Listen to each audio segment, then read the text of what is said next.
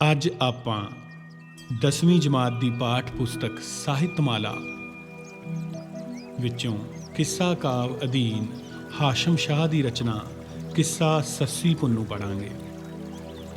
ਸੱਸੀ ਭੰਬੋਰ ਸ਼ਹਿਰ ਦੇ ਰਾਜੇ ਦੀ ਧੀ ਸੀ, ਪਰ ਜਦੋਂ ਇਸ ਧੀ ਨੇ ਜਨਮ ਲਿਆ ਤਾਂ ਨਜ਼ੂਮੀਆਂ ਨੇ ਰਾਜੇ ਨੂੰ ਦੱਸਿਆ ਕਿ ਇਹ ਧੀ ਵੱਡੀ ਹੋ ਕੇ ਤੇਰੇ ਰਾਜ ਭਾਗ ਨੂੰ ਕਲੰਕ ਲਾਵੇਗੀ, ਇਹ ਇਸ਼ਕ ਵਿੱਚ ਤੇਰੇ ਰਾਜ ਭਾਗ ਨੂੰ ਕਲੰਕ ਲਾਵੇਗੀ। ਤਾਂ ਰਾਜੇ ਨੇ ਆਪਣੀ ਰਾਣੀ ਨਾਲ ਸਲਾਹ ਕੀਤੀ ਤੇ ਨਵ ਜੰਮੀ ਬੱਚੀ ਨੂੰ ਹੀਰਿਆਂ ਨਾਲ ਬਣੇ ਹੋਏ ਇੱਕ ਬਕਸੇ ਵਿੱਚ ਪਾ ਕੇ ਉਸ ਦੇ ਗਲ ਦੇ ਵਿੱਚ ਸੋਹਣਾ ਹੀਰਿਆਂ ਦਾ ਹਾਰ ਪਾ ਕੇ ਦਰਿਆ ਦੇ ਵਿੱਚ ਰੋੜ ਦਿੱਤਾ ਤੇ ਸੱਸੀ ਉਸ ਬਕਸੇ ਦੇ ਵਿੱਚ ਵਹਿੰਦੀ ਹੋਈ ਇੱਕ ਧੋਬੀ ਨੂੰ ਜਾ ਮਿਲੀ।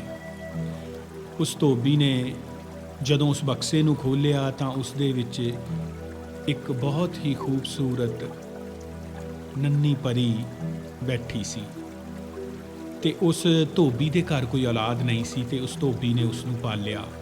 ਜਦੋਂ ਸੱਸੀ ਵੱਡੀ ਹੋਈ ਤਾਂ ਰਾਜੇ ਨੂੰ ਪਤਾ ਚੱਲਿਆ ਕਿ ਉਸ ਦੇ ਰਾਜ ਭਾਗ ਦੇ ਵਿੱਚ ਇੱਕ ਬਹੁਤ ਸੋਹਣੀ ਮੁਟਿਆਰ ਹੈ। ਰਾਜੇ ਨੇ ਸੁਨੇਹਾ ਭੇਜ ਕੇ ਉਸ ਨੂੰ ਰਾਜ ਦਰਬਾਰ ਵਿੱਚ ਬੁਲਾਇਆ। ਜਦੋਂ ਸੱਸੀ ਰਾਜ ਦਰਬਾਰ ਵਿੱਚ ਪਹੁੰਚੀ ਤਾਂ ਉਹਦੇ ਗਲੇ ਦੇ ਵਿੱਚ ਉਹੀ ਹਾਰ ਦੇਖ ਕੇ ਰਾਜਾ ਸਮਝ ਗਿਆ ਕਿ ਇਹ ਤਾਂ ਮੇਰੀ ਧੀ ਹੈ। ਤਾਂ ਉਸਨੇ ਉਸ ਨੂੰ ਆਪਣੇ ਕੋਲ ਰਹਿਣ ਲਈ ਕਿਹਾ, ਪਰ ਸੱਸੀ ਨੇ ਕਿਹਾ ਕਿ ਬੇਸ਼ੱਕ ਤੁਸੀਂ ਮੈਨੂੰ ਜਨਮ ਦਿੱਤਾ ਹੈ, ਪਰ ਪਾਲਿਆ ਮੈਨੂੰ ਉਸ ਧੋਬੀ ਨੇ ਹੈ, ਸੋ ਮੈਂ ਦੋਨਾਂ ਕੋਲ ਹੀ ਰਵਾਂਗੀ। ਇਸ ਤਰ੍ਹਾਂ ਰਾਜ ਮਹਿਲ ਦੇ ਵਿੱਚ ਸੱਸੀ ਨੂੰ ਤਾਲੀਮ ਮਿਲਣੀ ਸ਼ੁਰੂ ਹੋਈ ਤੇ ਉਸੇ ਰਾਜ ਭਾਗ ਦੇ ਵਿੱਚ ਇੱਕ ਦਿਨ ਉਸਨੇ ਇੱਕ ਬੁੱਤ ਨੂੰ ਵੇਖਿਆ ਤੇ ਪੁੱਛਿਆ ਕਿ ਇਹ ਬੁੱਤ ਕਿਸਨੇ ਬਣਾਇਆ ਹੈ।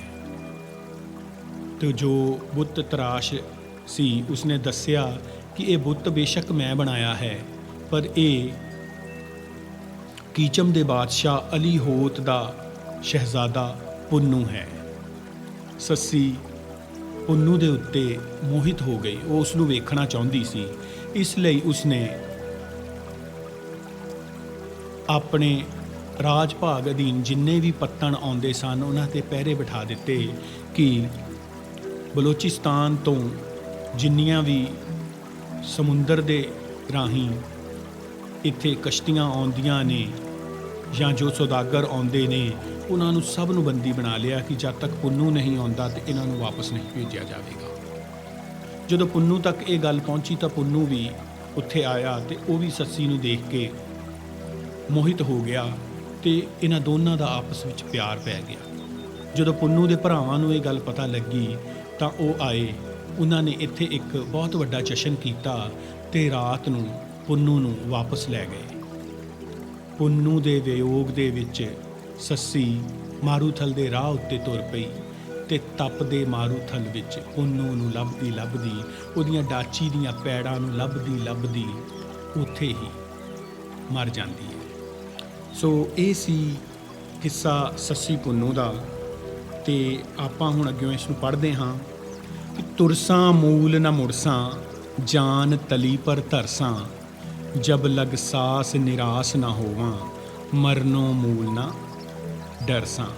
ਸੱਸੀ ਆਪਣੀ ਮਾਂ ਨੂੰ ਕਹਿੰਦੀ ਹੈ ਕਿ ਪੁੰਨੂ ਨੂੰ ਮੁੜ ਪ੍ਰਾਪਤ ਕਰਨ ਲਈ ਭਾਵੇਂ ਕਿੰਨਾ ਵੀ ਭਿਆਨਕ ਰਸਤਾ ਹੋਵੇ ਪਰ ਉਹ ਇਸ ਰਸਤੇ ਨੂੰ ਪਾਰ ਜ਼ਰੂਰ ਕਰੇਗੀ।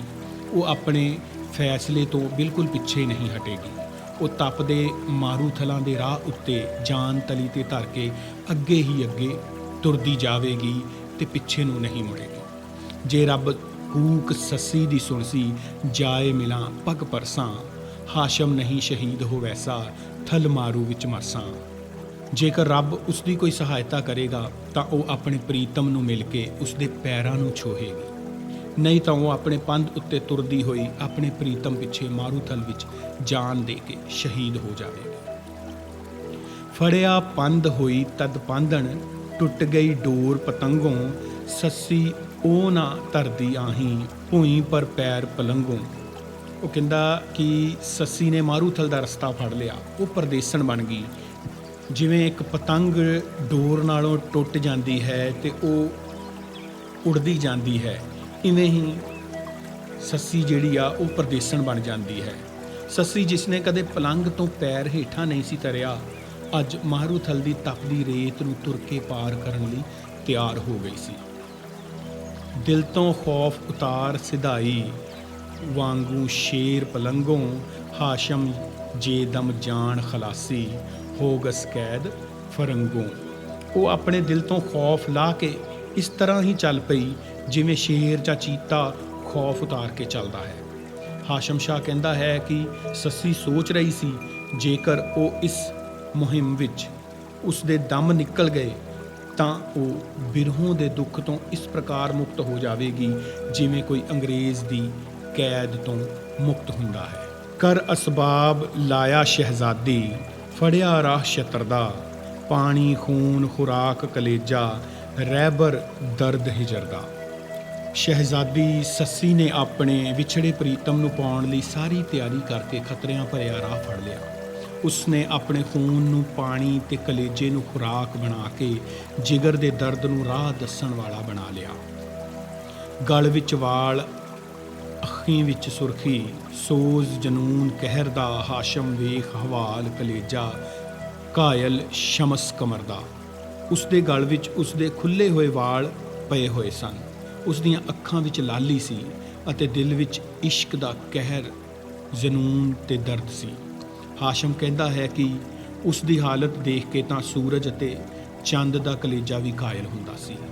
ਚਮਕੀ ਆਣ ਦੁਪਹਿਰੀ ਵੇਲੇ, ਗਰਮੀ ਗਰਮ ਬਹਾਰੇ, ਤਪਦੀ ਵਾਓ ਵਗੇ ਅਸਮਾਨੋਂ, ਪੰਛੀ ਮਾਰ ਉਤਾਰੇ, ਆਤਸ਼ ਦਾ ਦਰਿਆਓ ਖਲੋਤਾ, ਥਲ ਮਾਰੂ ਵਲਚਾਰੇ, ਹਾਸ਼ਮ ਫੇਰ ਪਛਾਂ ਨਾ ਮੁੜਦੀ, ਲੂ ਲੂ ਹੋਤ ਪੁਕਾਰੇ।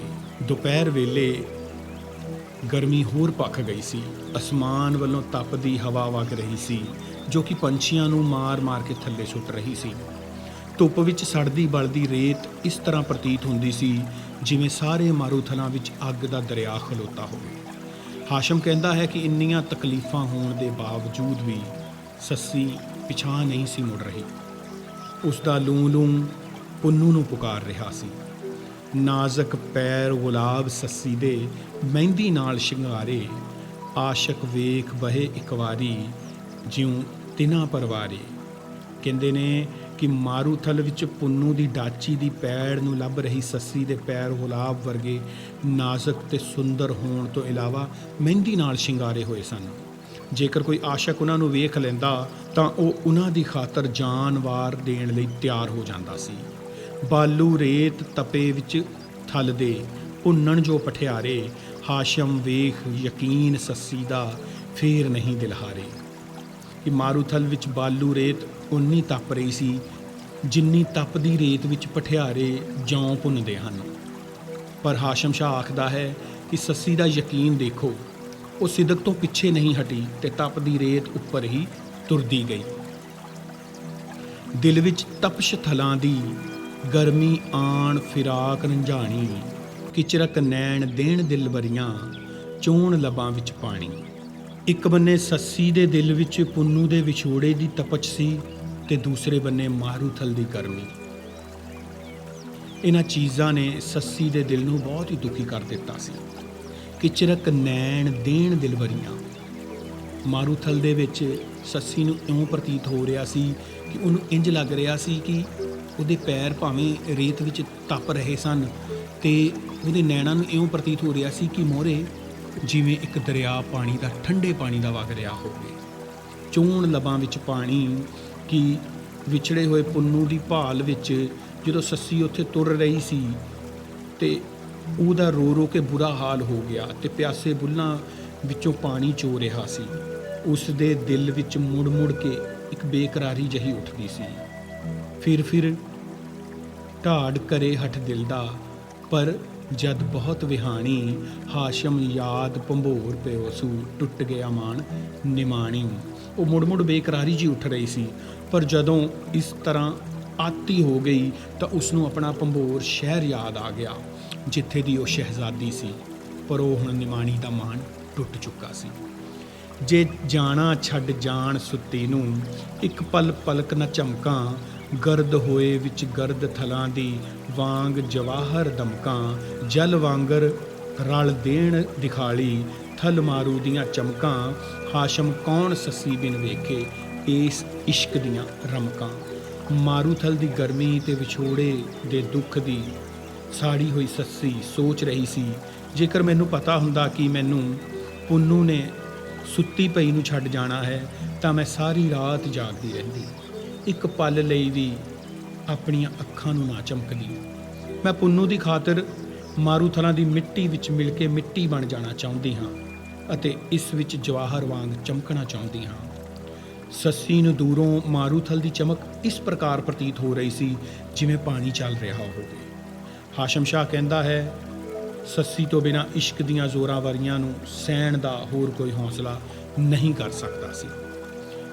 ਕੁਛ ਡਿੱਗਦੀ, ਕੁਛ ਢਹਿੰਦੀ, ਉੱਠਦੀ ਬਹਿੰਦੀ ਤੇ ਦਮ ਲੈਂਦੀ, ਜਿਉਂ ਕਰ ਤੋਟ ਸ਼ਰਾਬੋਂ ਆਵੇ, ਫੇਰ ਉੱਤੇ ਵਲ ਵਹਿੰਦੀ, ਢੂੰਡੇ ਖੋਜ ਸ਼ਤਰ ਦਾ ਕਿਤ, ਵੱਲ ਹਰਗਿਜ਼ ਭਾਲ ਨਾ ਪੈਂਦੀ, ਹਾਸ਼ਮ ਜਗਤ ਨਾ ਕਿਉਂ ਕਰ ਗਾਵੇ, ਪ੍ਰੀਤ ਸੰਪੂਰਨ ਜੈਂਦੀ। ਤਪਦੇ ਮਾਰੂਥਲ ਵਿੱਚ ਸੱਸੀ ਕੁਝ ਡਿੱਗਦੀ ਢਹਿੰਦੀ, ਕੁਝ ਉੱਠਦੀ ਬਹਿੰਦੀ ਹੋਈ ਦਮ ਲੈ ਲੈ ਕੇ ਜਾ ਰਹੀ ਸੀ। ਇਸ ਤਰ੍ਹਾਂ ਲੱਗਦਾ ਸੀ ਜਿਵੇਂ ਕਿਸੇ ਨੂੰ ਸ਼ਰਾਬ ਦੀ ਤੋਟ ਆ ਗਈ ਹੋਵੇ। ਉਹ ਡਿੱਗਣ ਮਗਰੋਂ ਫਿਰ ਉੱਠਦੀ ਤੇ ਅੱਗੇ ਚੱਲ ਪੈਂਦੀ। ਉਹ ਲੱਭ ਰਹੀ ਸੀ ਕਿ ਉਸ ਨੂੰ ਕਿਸ ਪਾਸੇ ਪੁੰਨੂ ਦੇ ਊਂਠ ਦਾ ਖੁਰਾ ਮਿਲ ਜਾਵੇ, ਪਰ ਉਸ ਨੂੰ ਉਹ ਕਿਸੇ ਪਾਸੇ ਮਿਲ ਨਹੀਂ ਸੀ ਰਿਹਾ। ਹਾਸ਼ਮ ਕਹਿੰਦਾ ਹੈ ਕਿ ਇਸ ਤਰ੍ਹਾਂ ਜਿਹੜੇ ਪ੍ਰੇਮੀ ਪਿਆਰ ਨੂੰ ਤੋੜ ਨਿਭਾਉਂਦੇ ਹਨ, ਸੰਸਾਰ ਉਹਨਾਂ ਦੀ ਪ੍ਰੀਤ ਦੇ ਕਿੱਸੇ ਗਾਉਂਦਾ ਹੈ।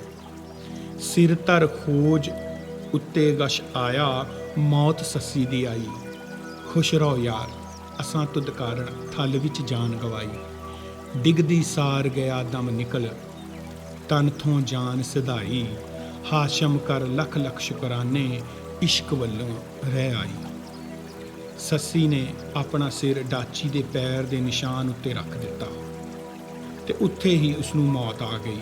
ਉਸ ਦਾ ਦਿਲ ਕਹਿ ਰਿਹਾ ਸੀ, ਹੇ ਮੇਰੇ ਪਿਆਰੇ, ਤੂੰ ਖੁਸ਼ ਰਹਿ, ਅਸੀਂ ਤੇਰੇ ਬਦਲੇ ਥਲ ਵਿੱਚ ਆਪਣੀ ਜਾਨ ਗਵਾ ਦਿੱਤੀ ਹੈ। ਡਿੱਗਦਿਆਂ ਸਾਰ ਹੀ ਉਸਦੇ ਸਵਾਸ ਨਿਕਲ ਗਏ ਤੇ ਉਸਦੇ ਤਨ ਵਿੱਚੋਂ ਜਾਨ ਨਿਕਲ ਕੇ ਚਲੀ ਗਈ। ਉਹ ਰੱਬ ਦਾ ਲੱਖ ਲੱਖ ਸ਼ੁਕਰ ਕਰ ਰਹੀ ਸੀ ਕਿ ਇੱਕ ਆਸ਼ਿਕ ਦੇ ਰੂਪ ਵਿੱਚ ਉਸ ਦੀ ਇੱਜ਼ਤ ਰਹਿ ਗਈ ਅਤੇ ਉਹ ਇਸ਼ਕ ਨੂੰ ਨੇਪਰੇ ਚੜਾਉਣ ਵਿੱਚ ਸਫਲ ਰਹੀ।